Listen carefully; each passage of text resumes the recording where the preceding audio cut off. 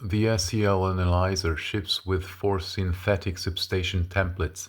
Each one is a valid SCL file you can load, inspect, and use as a starting point. Single bus.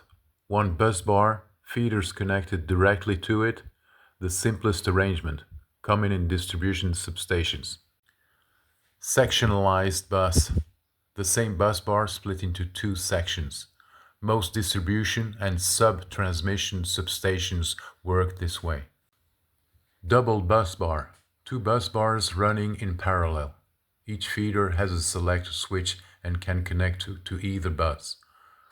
Maintenance on one bus does not interrupt service. Standard in transmission. Breaker and a half. 2 bus bars, 3 breakers per diameter. The most resilient arrangement, used in critical transmission.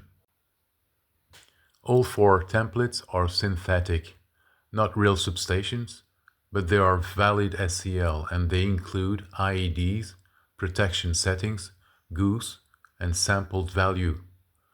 So every view in the tool has something to show. Thanks for watching. If you would be interested to access this tool, contact me or drop a message in the comments.